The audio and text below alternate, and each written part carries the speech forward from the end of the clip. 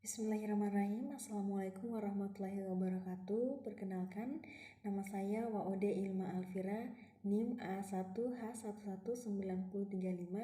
Saya jurusan PG PAUD angkatan 2019.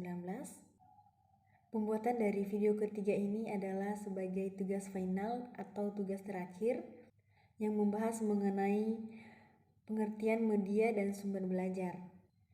Hal pertama yang kita perlu ketahui dari pengertian dan media sumber belajar adalah A. Pengertian media dan sumber belajar. Kata media berasal dari bahasa Latin yaitu medius, merupakan bentuk jamak dari medium. Secara harfiah dapat diartikan sebagai perantara atau pengantar dalam bahasa penerimaan pesan.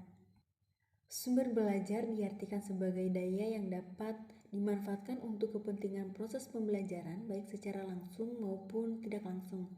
Sebagian atau secara keseluruhan ICT, Association for Education, Communication and Technology, memberikan batasan sumber belajar sebagai segala sesuatu yang merupakan pesan, manusia, material, atau media, software, peralatan hardware, teknik, metode, dan lingkungan yang digunakan secara sendiri-sendiri maupun kombinasi untuk memfasilitasi terjadinya kegiatan belajar. Nah, pada poin B, di sini menjelaskan mengenai pertama itu media pembelajaran seperti yang telah disebutkan sebelumnya bahwa pengetahuan akan semakin abstrak jika hanya disampaikan melalui bahasa.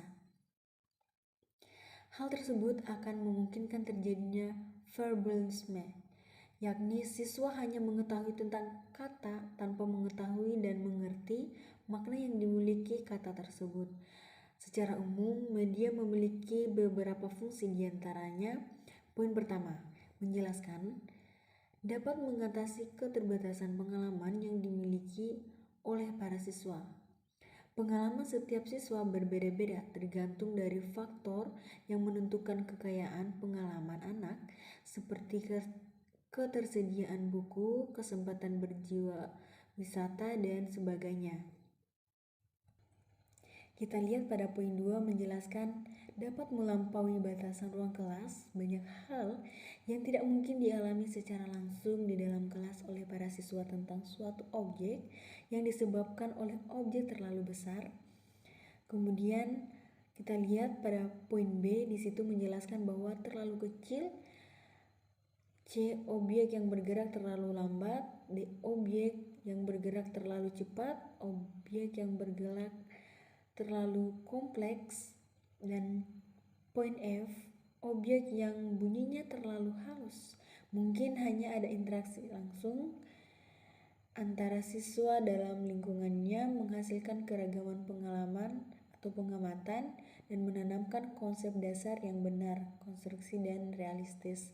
Dan poin ke-6 itu menjelaskan membangkitkan keinginan dan minat baru. Kita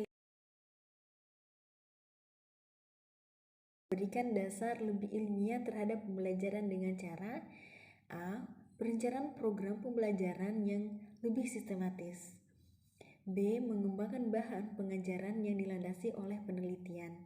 Keempat, menjelaskan di situ pada poin 4, lebih menetapkan pembelajaran dengan jalan A. Meningkatkan kemampuan sumber belajar. B. Penyajian informasi dan bahan lebih konkret. Kelima, memungkinkan belajar secara seketika, yaitu A. Mengurangi kesenjangan antara pembelajaran yang bersifat verbal dan abstrak dengan realitas yang sifatnya konkret. Nah, poin B bisa kita lihat juga memberikan pengetahuan yang sifatnya langsung. Poin ke-6 kita lihat sama-sama, memungkinkan penyajian pembelajaran yang lebih luas dan menyajikan informasi yang mampu menembus batas geografis. Kita masuk pada jenis-jenis sumber belajar. Nah, jenis-jenis sumber belajar itu terbagi ada 6. Sekian dan terima kasih. Semoga apa yang saya sampaikan ini melalui media sosial yang diupload melalui YouTube, kemudian Facebook. Semoga bermanfaat. Saya ucapkan wallahul muwaffiq ila aqwamit thoriq. Semoga Allah menuntun kita ke jalan yang paling lurus. Terima kasih. Assalamualaikum warahmatullahi wabarakatuh.